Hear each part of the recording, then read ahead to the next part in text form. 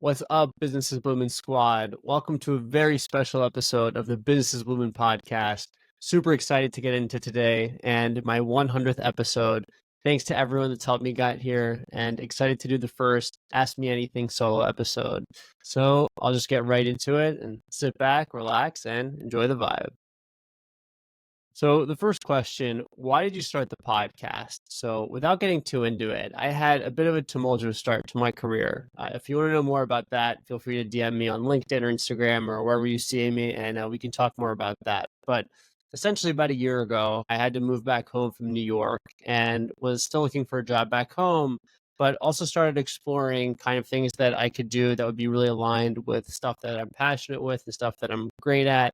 And I've always been a really curious kid and I've loved asking questions. So that's where I first got the idea. Maybe I should pursue something where I could take advantage of that interest to ask questions. So that kind of birthed the idea of the podcast and birthed the idea of Businesses Blumin. And it's been about a year and I haven't looked back.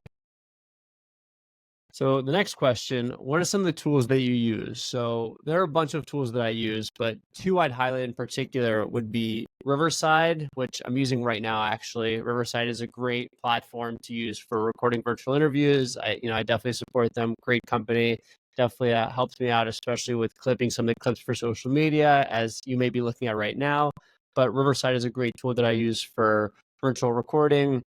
Another tool that I use, and this is someone that has no background in video editing whatsoever, like zero. I never took a class on video editing or whatever. I taught it all by myself. But essentially, CapCut is another tool that I use, and CapCut is great because while it's not easy to learn, as no video editing software is, it's probably the most intuitive. And of the video editing softwares out there, I'd probably say the easiest. So if you're looking to start your content creation journey or start a podcast and have a tool that you can use to edit it, I think CapCut is a great alternative or a great tool to use. So what's the hardest part about running a podcast? Everything, to say the least. So the hardest part for me right now is I'm actually doing everything by myself. So in addition to being the actual interviewer, I do the guest booking, the social media, the editing, the graphic design, all that stuff, the publishing, the promotion, all the social media channels I run. So it's definitely very hard and very tedious to be doing the job of five people as one. On the bright side is you get to learn a lot, and I like to say that I definitely know much more than I did on day one. So it's been a wild ride, but it's definitely hard to do all those jobs at once. So if you're up for it, would definitely recommend it. But if you're not really passionate about building a media company or building a media platform, then may not be the best option for you. I'd probably add to that, when you do any entrepreneurial endeavor, over time you should hire for your weaknesses, but you have to understand that in the early days, especially if you're bootstrapping, you're probably going to have to do everything. And on the bright side, unless you get to be a bit of a Renaissance man or Renaissance woman, getting to learn all those cool things and cool functions about business. So to get to the next question, do you get stressed out? I get stressed out all the time. I mean, kind of thinking back to when I started the podcast, I used to do 4 episodes a week. And that was very stressful because I'd just be doing them every single day and I wouldn't have as much time to prep. Now, thankfully, I've decided to pivot my strategy to just focus on 1 episode a week and creating a very quality episode for you guys, and then just publishing that out across social media. But even that can be tough because you want to make sure that one is very, very great quality. In addition, I also probably get stressed out because it's hard to build a media platform. It's very hard to build a podcast and really hard to build an audience in general. So that's definitely stressful. I love doing this. I love asking questions. I love the opportunity, but sometimes I get stressed out if this is going to work out in the long run. So I approach it every day as if it is, but it's definitely something on my mind. But we're all human, so it's okay. And even though stress is a daily part of life, we keep moving forward. Oh, this is an awesome question. Who are some of your favorite podcasters? So I could list a bunch of people. It's really funny. There's one podcaster who or I don't want to say a podcaster, but there's this one guest who's been on a few podcasts. If you want to know who it is, actually DM me. He's a cool dude. I actually bought his book recently, but this one guest has been on a few podcasts. So I've listened to every podcast that he's been on, but back on track to get into the one podcast or the few podcast hosts that I think are really great. Probably name a few. So I would say Rogan, Lex Fridman, and Danny Miranda. So Joe Rogan, everybody knows him. He's this huge, amazing podcaster, probably the biggest, if not one of the biggest podcasters in the world, and has had a ton of awesome guests on. And he's really great at just shooting the shit and having great conversations. Lex Fridman is also awesome. I really like that Lex is really objectively curious and has had people from all different demographics and all different geopolitical situations. But I think that his objective curiosity and just hunger for knowledge really makes for great interviews. And the last one, Danny Miranda, may not sound as familiar, but Danny also has a great podcast, also has had a ton of great interviews.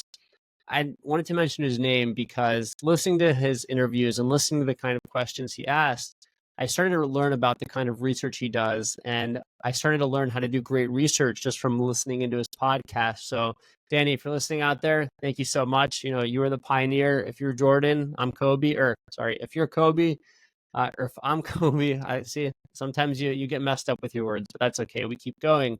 If I'm the Kobe of this stuff, you're the Jordan. Really appreciate everything that you've done and keep on keeping on. And thanks for teaching me how to do great research. Ooh, this is also a really good question. So, why did you switch your focus to entrepreneurship? So, those have been following me for a while. I actually started Businesses Blumin as kind of a general business podcast. And when I started out, just got a chance to speak to a bunch of business leaders, entrepreneurs, executives, investors, managers, people of that kind of careers. But over time, I decided to switch for two primary reasons. I really wanted to hone down who my audience was and just get a little more niche from a business perspective. I thought that would help me grow my podcast long term. And the second reason is of the people that I mentioned before, I realized that over time I resonated the most with entrepreneurs because they seem to have the most creative or artistic jobs when it came to business. And I just thought it would be really cool to highlight them and get a chance to focus on them as I try to grow my podcast and try to grow my platform.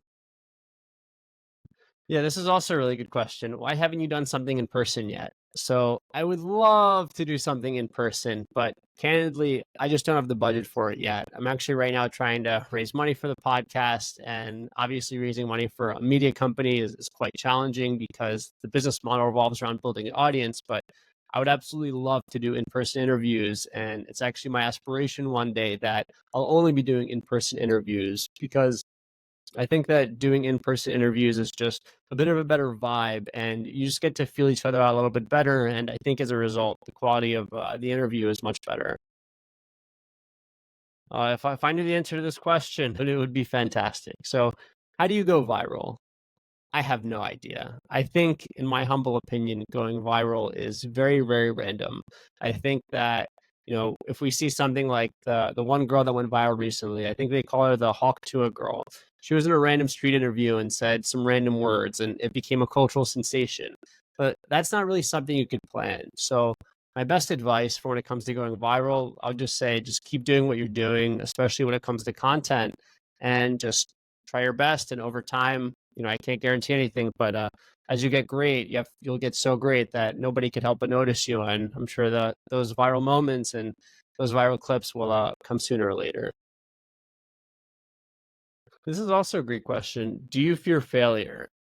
I think I'll steal this from Giannis. In life, there is no failure. There's just learning. I think, I failed at a lot of things in my life, some partially my fault, some partially due to bad luck. But I think, and this is very tough because, life is really unfair, but if we do our best to look at failure, look at unideal situations as, just what they are and try to learn from them and move forward as quick as we can, I think we'll be that much happier in the long run. So obviously we're human, we have emotions, we're not robots out here. But if we can close the gap between, I'll say, ruminating on something or failing at something and then taking action, I think the much more happier we'll be in the long run. I love it. I love this question. What's your favorite book?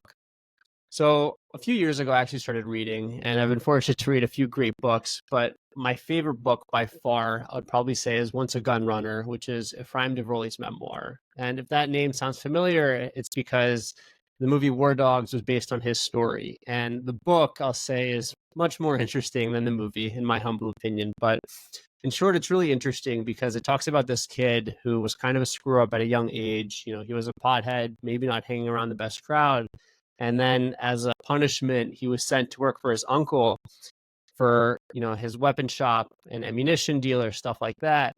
But he actually ended up being really great at it. And I thought it was a really great story because I think it goes to show a lot of people have greatness inside of them, but they're just not working at the right stuff. And if they find that one thing that they love and the vision that they're passionate about, they could do great things. So definitely took a lot away from reading that book, and by far my favorite book. I would check it out on Apple Books for sure. This is also a really good question. What's a life philosophy you live by? So I mentioned this earlier, but life is not fair. It's sounds cliche, but there's a reason that cliche things are cliche. They don't stand the test of time. Not to get too personal, but I've had a lot of things in my life that maybe I've been lucky at, and a lot of things that I've been unlucky at. But essentially, what I try to do personally is bridge the gap between ruminating and taking action on something. I always found that when you're in a down state, and it happens to all of us, none of us are perfect. We're humans, emotions are a thing. But whenever you're in a down state, just kind of take small baby steps. Don't try to leap very far, because I think your mind won't really let you get there. But if you start to build slowly and do one thing after the other, I think that'll help you move forward when you're in a crappy situation and you're thinking to yourself, life isn't fair. Obviously, it's easier said than done, but that's an activity that I'd recommend everyone can try to condition themselves at. What advice do you have for aspiring entrepreneurs or podcasters? So I would have the same advice for both. And I would say is that when you're starting anything, whether it's a podcast or a company, or I guess a media company in my case, you have to be very passionate about the vision. I think that there's a disillusion in this world that whenever you're building something that you love, that every day is going to be sunshine and everything is going to be awesome and there's a pot of gold at the end of every day. When in reality, almost every successful entrepreneur will probably say that that's not the case. While you are, and you do have to be passionate about the vision, you do have to realize that on the path to that vision, there's going to be a lot of stuff that you don't like. So for me personally, I really like doing the interviews and I really like planning for the episodes and getting a chance to talk to guests, but I don't love the production process. In my opinion, it's a bit of a pain in the ass. And if I was really successful one day, then I'd probably outsource that. But I understand that for now, that's something that I have to do, and it's on the path to getting to where I want to. So my suggestion would be make sure you're really passionate about the vision, because if you're really passionate about where you're going, that's going to help you get through all those days where you're just like, you hate doing what you're doing, or those days where you're down. So you have to realize that over time, when you're on that path, there's going to be things that you don't like. That's just how it is. But always remember where you're going, and that'll help you get through those tough times. What do you love about podcasting? So I mentioned this in my previous answer, but the one thing that I really enjoy, and I try not to think of it as a podcast, but I really enjoy the conversations that I'm having. So it's really awesome to get a chance to really get to know someone in, such an intimate setting, and be able to just ask great questions and learn someone's real story. And I think that what I try to do to separate myself from a lot of the other podcasts out there, I think a lot of the ones out there only focus on the highlights, or only focus on the sunshine and the pot of gold at the end of the tunnel every single day, where I try to be very authentic and really get to know someone's story. And to me, that's an awesome privilege. I take that responsibility very, very seriously. But I love the chance to get to talk to individuals and learn more about their story. So that's what I love about the podcast. This is also an awesome question. Where do you want to live? So if it were up to me, I would move to Miami yesterday. I love warm weather. I love the city. Definitely somewhere I've been trying to move for the past few years. Unfortunately, I'm not there yet. Maybe one day you'll see back here the beautiful beach side, or the beautiful beach behind me in the background. Maybe we could speak that into existence. I'll have to clip out this and then, rewatch it the day I actually make it, just as a reminder of how far I've come. But I would move to Miami yesterday. If there are any media companies out there that want to work together, holla at your boy. My DMs are open, but I would love to move to Miami long term one day. Ooh, who is your dream guest? So I have a ton of dream guests, but if I would have to say one, I would say my dream guest right now is probably Dave Portnoy. And that's because he's probably at the later stage of, or the later stages of what I'm doing right now, in the sense that he has a media company, he's super successful, he's unapologetic about his perspective. And I would love to have Dave Portnoy on and just ask him about his journey. And I think he'd be someone really cool to interview. So Dave Portnoy, if you're listening, here's an invitation. More than welcome to come on the Business Blumin podcast, and look forward to hearing from you, bro.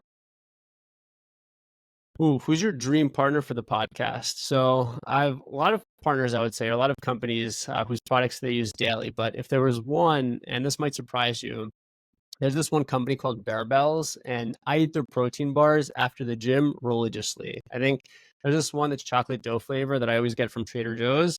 It's phenomenal. It's sensational. So Bearbells, if you ever want to work together, again, holla at your boy. My DMs are open, and yeah, I would love to talk more about the protein bars. Ooh, what are you most thankful for?